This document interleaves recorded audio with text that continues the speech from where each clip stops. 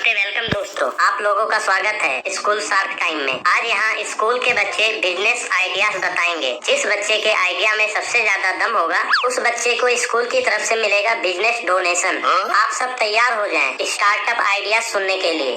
Next entrepreneur अंदर आ जाए।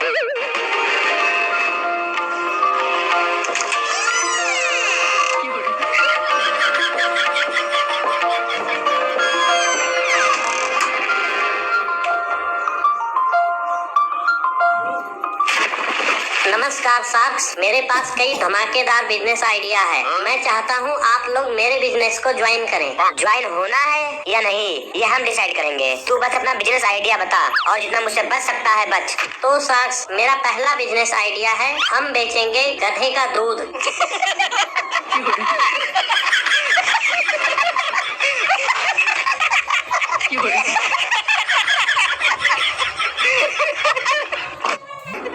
अबे गधे दूध नहीं देते, गधी दूध देती है। अब गधे भी बेचेंगे गधी का दूध।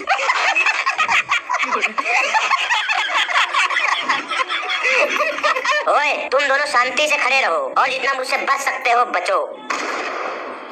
और तू बता रे, दूध किसका बेचना है, गधे का या गधी का? सॉरी सर, वो मेरे मुंह से निकल गया। सर, गधी का दूध बेचना है, गधी का।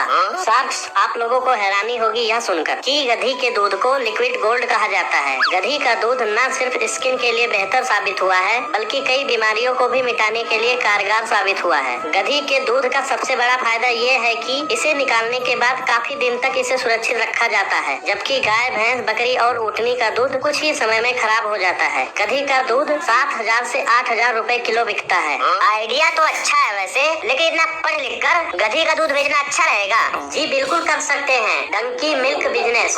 अभी इस बिजनेस पर अंबानी और अडानी की नजर नहीं पड़ी है, तो इस बिजनेस को शुरू करने का इससे अच्छा टाइम नहीं हो सकता। इस बिजनेस में बस एक एक्सपीरियंस आदमी की जरूरत होगी जो गधी का दूध निकालने में एक्सपर्ट हो, क्योंकि जब गधी का दूध निकालते हैं तो गधी लात बहुत मारती है, तो इसके लिए एक्सपीरियंस वाला बंदा होना चाहिए। हमारा ये गधी का दूध बड़े बड़े ब्रांड वाले दूध का छुट्टी कर देगा। हम अपने ब्रांड का एडवर्टाइजमेंट ऐसे करेंगे जिससे बच्चों से लेके बुजुर्ग तक देश के सभी लोग इसको पिएंगे। यहाँ तक कि खिलाड़ी खेलने से पहले ये दूध पिएंगे, बड़े बड़े एक्टर्स शूटिंग पर जाने से पहले ये दूध पीकर जाएंगे, क्योंकि गधी का दूध स्किन पर ग्लो लाता है, एज को भी बढ़ने से रोक देता है।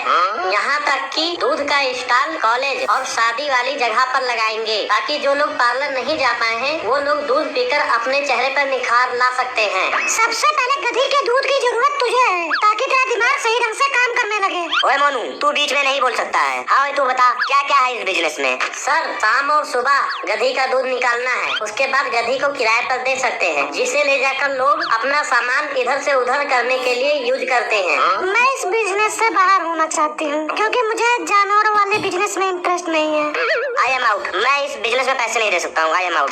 प्रिंसिपल सर, क्या आप इन्वेस्ट करना चाहेंगे? देख गधे, इस बिजनेस में मेहनत बहुत ज्यादा है और मुझे नहीं लगता है कि तेरे से हो पाएगा, तो I am out. Principal sir सही कह रहे हैं, और जहाँ तक मुझे लगता है तुम्हें गधी के बारे में ज्यादा जानकारी भी नहीं है। मैंने गधी के बारे में काफी कुछ रिसर्च किया है, काफी कुछ जानकारी इकट्ठा किया है। गधी को बोझ ढोने के लिए पाला जाता है। भारतीय सेना भी उन दुर्गम पहाड़ी इलाकों में सामान पहुँचाने के लिए गधी का इस्तेमाल करती है, जहाँ कोई और वाहन नहीं पहुँच सकता है। गधी को धोबी और कुम्हार लोग पालते हैं। गधी को मूर्ख समझा जाता है, क्योंकि वह ईमानदार और मेहनती होते हैं। गधी को चालाकी नहीं आती, इसलिए वह दूसरे जानवरों के मुकाबले ज्यादा काम करते हैं। गधी मार खाने के बाद भी सामान ढोती है, वह खुद के बारे में कभी नहीं सोचती है, शायद इसीलिए मूर्ख समझ लिया जाता है। हम इस गधे के बिजनेस में इंटरेस्टेड नहीं है। अगर तुम्हारे पास कोई और बिजनेस आइडिया हो तो बता सकते हो। मेरे पास एक और बिजनेस आइडिया है, अगर आप लोगों की इजाजत हो तो सुनाऊंगा। नहीं, रहने दे, मत सुनाओ। हाँ बेटे, सुनाओ सुनाओ सुनाओ तुम। ओए, तू बीच में मत बोल। ये बिजनेस एक ऐसा बिजनेस है जिसमें इन्वेस्टमेंट ना के बराबर है। ये बिजनेस मैं कर सकता हूँ क्योंकि मुझे बच्चों से प्यार है और हमारे स्कूल में बहुत सारे बच्चे पढ़ने आते हैं। हमें छेदना है बच्चों के कान और नाक।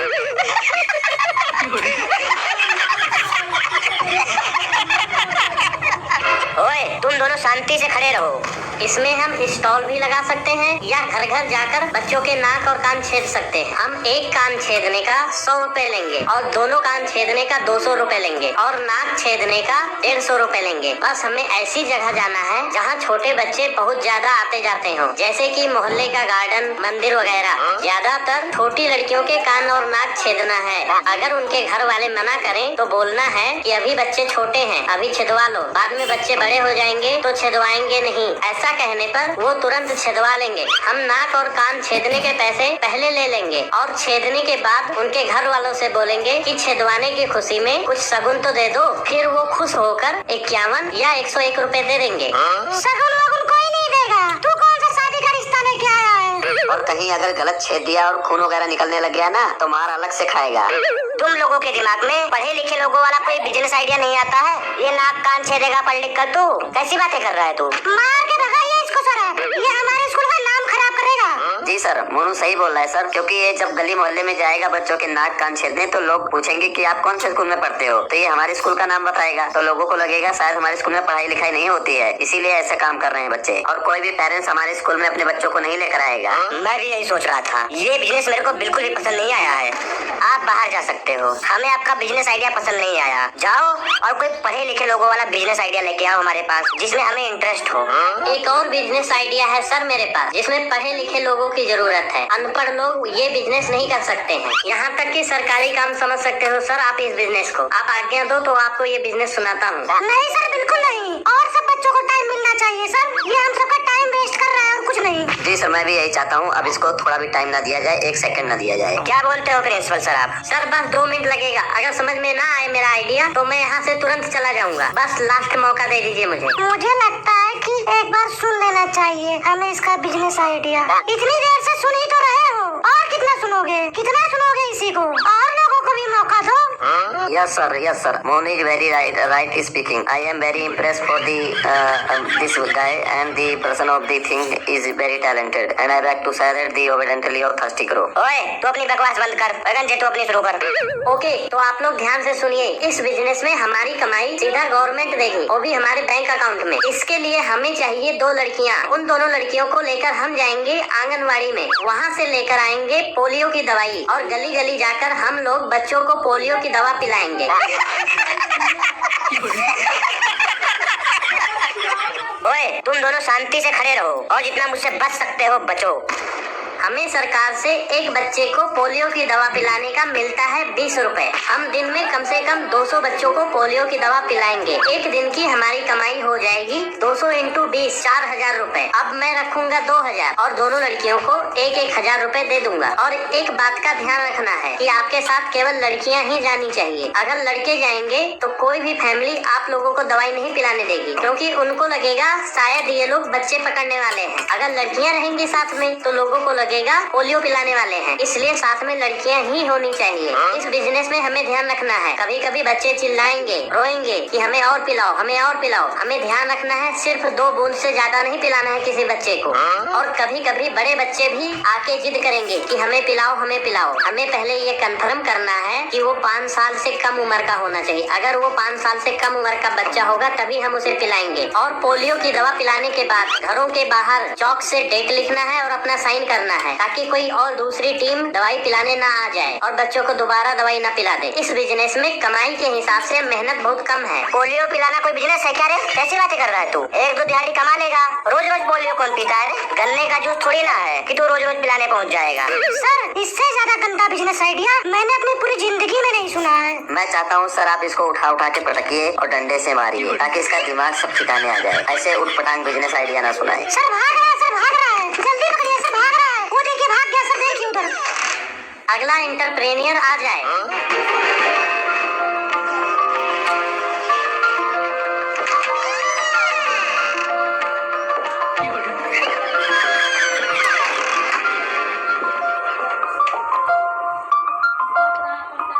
नमस्कार सर, मेरा नाम गोलू है और मैं खाने का बहुत ज्यादा शौकीन हूँ। मेरा बिजनेस आइडिया खाने से रिलेटेड है। आज मैं आपको खाने से लेकर कई बिजनेस आइडिया बताऊंगा, जो आपको अच्छा लगे फाइनल कर देना। Golu, best of luck. तू यहाँ से जरूर पैसे लेके जाएगा।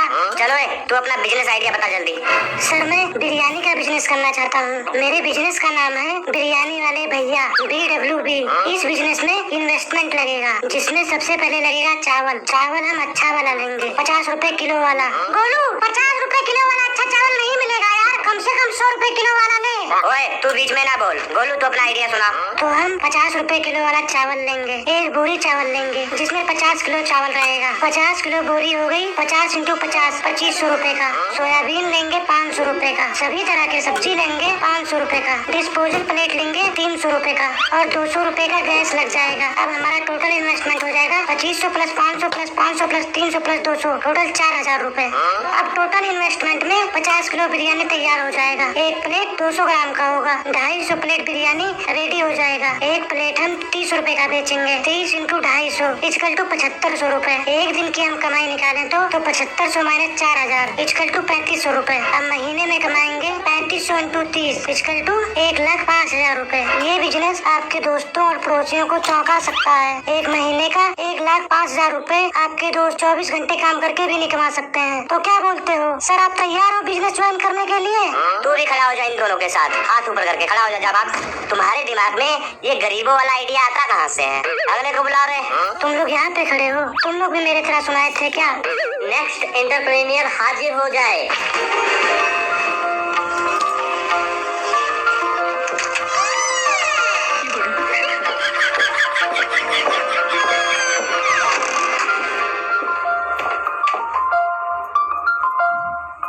नमस्कार सर, मेरा नाम राजू है और ये मेरा दोस्त पप्पू है। हम दोनों 50-50% के पार्टनर हैं। ये तो बताओ बिजनेस क्या है? सर हम दो तरह का बिजनेस करते हैं। जब एक बिजनेस में कस्टमर कम आते हैं तो हम दूसरा बिजनेस करने लगते हैं।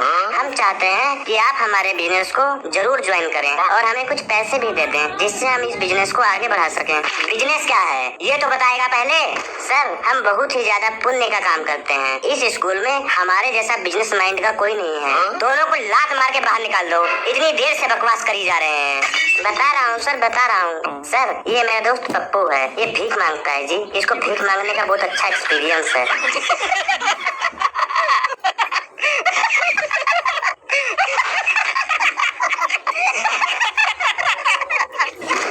और ये पैसे के बदले सबको आशीर्वाद देता है, बहुत पुण्य का काम करता है। सर हम अपना बिजनेस बढ़ाना चाहते हैं। अभी हम गली गली में भीख मांगते हैं। हम सोच रहे हैं कि हम railway station, airport, bus stand यहाँ पर जाके भीख मांगे, जिससे कि हमारी कमाई ज्यादा और हमारा बिजनेस ग्रो करे और लोग हमें जाने पहचाने, हमारा नाम हो। तो सर हमें दूर दूर जाने के लिए एक ठेले की जरूरत पड़ेगी और जिसपे ये अंधा बनकर बैठेगा काला चश्मा लगाकर, और मैं धक्का लगाऊंगा और हम दूर दूर जाकर भीख मांगेंगे। सर ये बहुत ही सुरीली आवाज में भीख मांगता है। मांग के दिखा ना रे, मांग के दिखा, मांग के दिखा। अल्लाह के नाम पे 10 का नोट दे दे भाई साहब, दुआएं दूंगा सुबह शाम तुझे भाई साहब। हलाल खाने से पेट नहीं भरता, हराम खाए बिना चैन नहीं मिलता।